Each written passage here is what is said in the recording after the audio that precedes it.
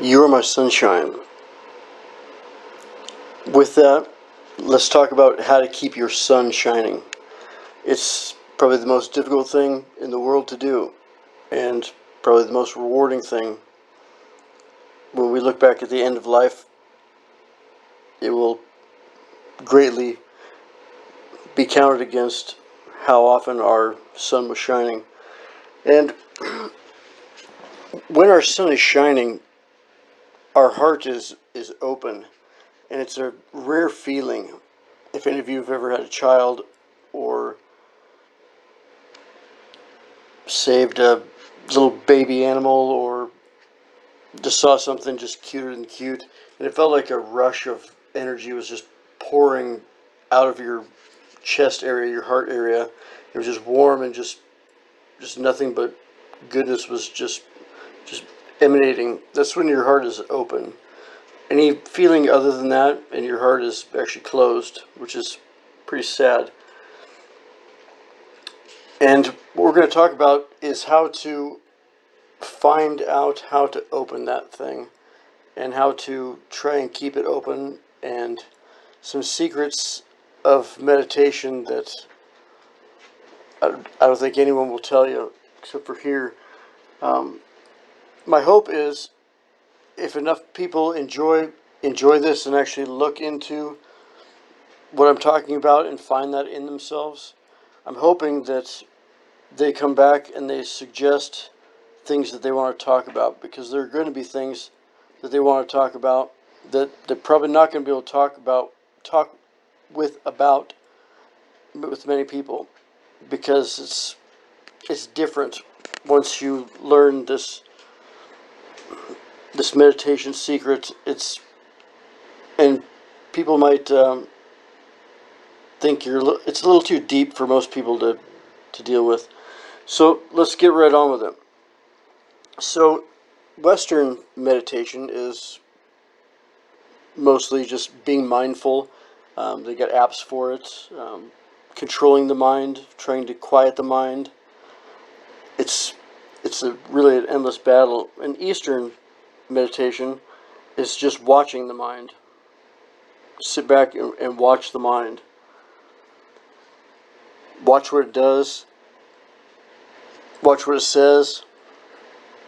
We all know we have that inner voice, the thinking voice that we can hear inside of our head. Nothing wrong with that, but that is actually a repeat. When we hear the voice in our head say it's cold outside, and then you hear inside your head it's cold outside, you're repeating that. You already know it's cold. So let's dive a little deeper into who is that is saying it's cold, and who is that said it first so that the mind can repeat it. So when you're meditating, it doesn't take anything special. It doesn't take any special location, no special position, no special time of day, no special drink, no special anything. Just close your eyes. You don't really have to close your eyes. And just watch the mind. Even when you're driving, you could do this. Watch the mind and see what it does. The mind is a crazy thing.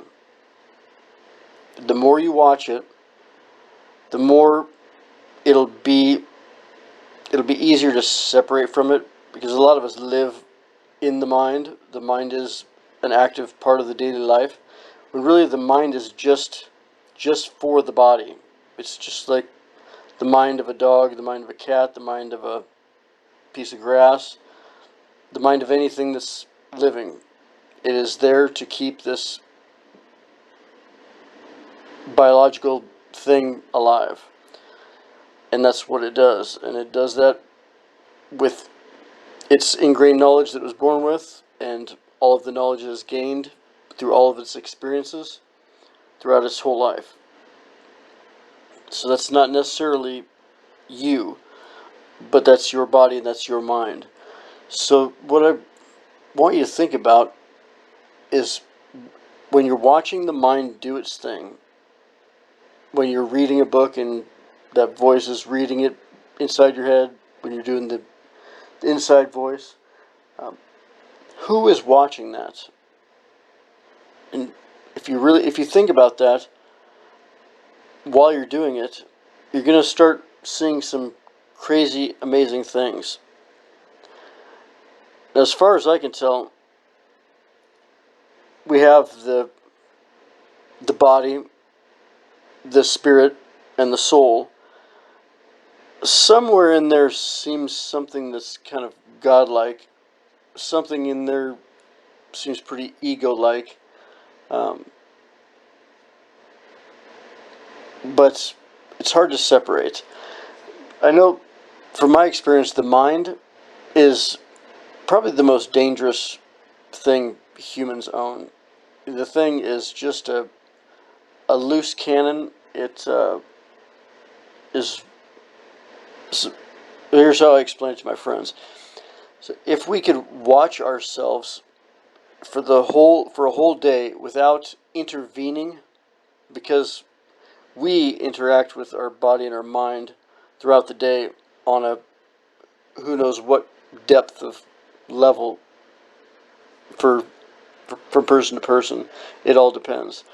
But if we're able to watch ourselves throughout a whole day without intervening, just let ourselves do exactly what the mind and the body want to do, we would appear just like a dog, just like a cat. I mean, no doubt in my mind, 100% spitting image, which is kind of scary. So let's get back into this thing that allows us to watch our mind. I don't really know if it can be separated into something further than that. If it's a mind, if it's a spirit or a soul or both, it appears pretty godlike. From my experience, it really seems like the part of us that is, I don't want to say innocent, but made in the image of God, very godlike. It appears to not want to do any harm. It appears to not like things that are not natural. It doesn't really care too much about material things. It cares really more about people and the earth and just living. And I really encourage you to sit back, and even if just for a minute or two to begin with, and just watch the mind, see what it does. And once you get comfortable doing that, then start exploring what is that watches the mind. And it gets pretty wild, and it's one of the most amazing things I've ever experienced in my life, is to be able to separate from that mind to the point where I have little to do with it on a day-to-day basis. Very little interaction with it, because it is very cumbersome, and it is pretty torturous, that mind. I'm going to put some links in the description to a few videos that I thought were probably the best for maybe a little deeper exploration in the meditation realm, and where I kind of got my start. I'll keep it light, but please, anybody who explores this and sees something in that, please come back and in the comments, let's get some notes in there of what we want to talk about in the future, because it will change things. And that thing that watches the mind, it is pretty all-knowing, and it doesn't like to deal with BS. You'll notice, say, when you're surfing YouTube, that thing that watches the mind doesn't really like YouTube. But the mind, oh, it does, because it's hungry for knowledge. It's just a chomper. But that thing that watches the mind, it knows what real knowledge is. You can find some things on YouTube that will interest the thing that watches the mind, but it gets a lot cooler, a lot different things come about when you when you start acting through the thing that watches the mind. So I hope that that helps some people. I wanted to get into it a little more. I wanted to be a little more organized with it, but I was like, let's just get this out and see what people think, because I don't want to tie it into religion. I don't want to tie it into God. I don't want to tie it into conspiracies or saving the world. But we do need to think about what got us here to this place we are at today. A whole bunch of people living and organized through the prisoner's dilemma, which is god awful. Living and working through the mind. I mean, academics, college, higher education, that's all the mind. There's nothing in there for the soul, for the spirit, for the human animal in there. And hopefully we'll see how this goes, but there's some pretty cool things that I'd like to get into a second video about